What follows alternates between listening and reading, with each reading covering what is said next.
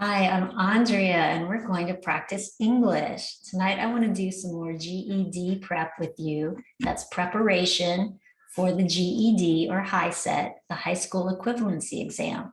This is an exam that you can take to show your prospective employers that you have a good grasp of the English language.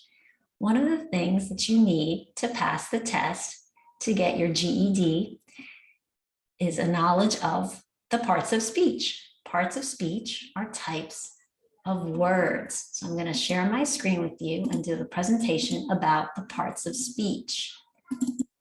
So the first type of word is a noun. It can be a person, place, thing, idea, or concept. This can be the subject of the sentence or the object of the sentence. It can be the thing or the person doing the action of the sentence or receiving it. So a person, an example would be a girl, man, friend, or Vanessa. A place could be like Charlotte or home. A thing can be work, car, food, tree, iPhone, anything really. An idea, concept could be love, justice, equality, anything intangible or abstract. Those are still nouns. They can be proper nouns or common nouns. Proper nouns are capitalized and they're specific, like Larry Monroe or Greensboro, North Carolina. Common nouns are not capitalized. They do not have a capital letter at the beginning, and they refer to something in general, such as woman, boy, burrito, school, house. So I'm going to read a couple sentences here, and we are going to try to identify the nouns and whether it's proper or common. So this whole paragraph is about North Carolina, which is a state in the United States, and its boundaries. North Carolina is a constituent state of the United States of America. So here, North Carolina is capitalized. That's a noun. That's a proper noun. State, that's a common noun, not capitalized. Of the United States of America, that's a proper noun, capitalized. One of the 13 original states, one is a common noun, but in this case, it's capitalized because it's the first word of the sentence. States is common, not capitalized. And it lies on the Atlantic coast midway between New York and Florida and is bounded to the north by Virginia, to the east by the Atlantic Ocean, to the south by South Carolina and Georgia, and to the west by Tennessee. So north, south, east, west, those are directions. They are common nouns. You do not need to capitalize them in this context. But the states that they refer to are proper nouns that need capital letters at the beginning: Virginia, Atlantic Ocean, South Carolina, Georgia, Tennessee, etc. Another part of speech is a verb. This can be the action word, the linking word, or the helping word in the sentence. So an action example is to run, to sing, to study, to sleep. A linking verb is to be, like I am, you are, he is. It links the subject with something that describes it or renames it, like I am a teacher. That's linking I with teacher.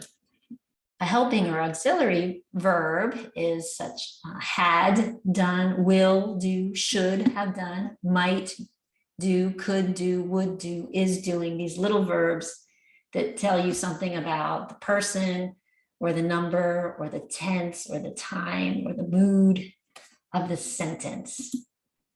So we're going to find the verbs in this little segment here. Baseball reshaped the nation's calendar. Reshaped, that's the action. With the rise of industrialization, the standardized clock time of the office or factory robbed people of the earlier experience of time and its rich associations with the daylight hours. Okay, the standardized clock time of the office or factory robbed people. That's the action. It robbed people. The natural rhythms of the seasons in the traditional church calendar. Yet for Americans, the opening of the baseball training season signaled the arrival of spring. Signaled the arrival of spring. That's the action. And skipping down here, the World Series marked the arrival of fall. Marked. That's the action word. All right, adjectives. Adjectives describe nouns or pronouns. So tall, short, big, small, red, blue, round, triangular, heavy, light, kind, mean, interesting, dull, anything that describes a noun or pronoun. Let's find the adjectives. Among the world's greatest road trips, the Blue Ridge Parkway was built in the 1930s to connect Great Smoky Mountains National Park with Shenandoah National Park. All right, so road trip, that's our noun. It's the world's greatest road trips. So greatest is an adjective describing the trip. The Blue Ridge Parkway is a parkway described by Blue Ridge. Blue Ridge is describing the parkway and is functioning as an adjective. And it's connecting the Great Smoky Mountains National Park. The park is the noun. Great Smoky Mountains National describes which park we're talking about, with the Shenandoah National Park. Once again, Shenandoah National described the park. Spanning 469 miles in the heart of the Blue Ridge Mountains, the parkway offers sensational scenic vistas. Vistas are views. Sensational and scenic are adjectives that describe the views. Historic landmarks. Historic tells you what kind of landmarks. That's an adjective.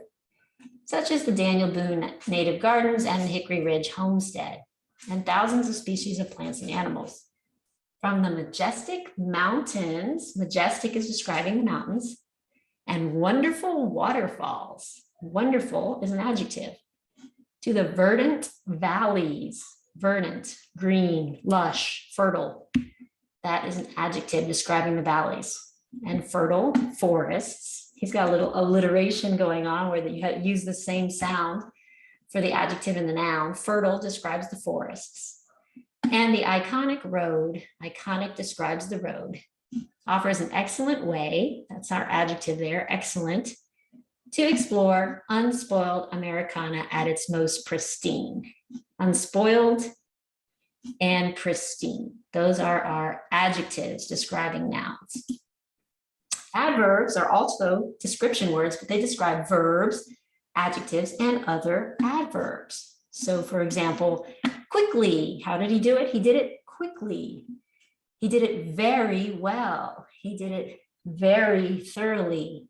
He did it instantly. He did it too well, or he did it well. Those are all adverbs describing how something was done.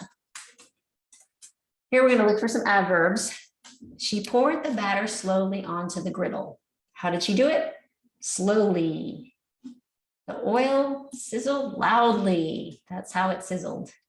As she flipped the pancake carefully, that's how she flipped it. He generously put the syrup all over his hot breakfast while licking his lips hungrily. That's an adverb describing how he licked his lips. Time was slipping away quickly. They were going to have to clean the kitchen very hurriedly before leaving for work. There were too many dishes for them to get them all done well before it was time to go. So she finally left them in the sink to soak very thoroughly. You might have noticed a lot of adverbs in an ly. Not all of them, but quite a few. So I hope this helped you understand some of the parts of speech. There are other parts of speech, but the most important ones are noun, verb, adjective, and adverb. So I hope that helps you. I hope you will try to get your GED.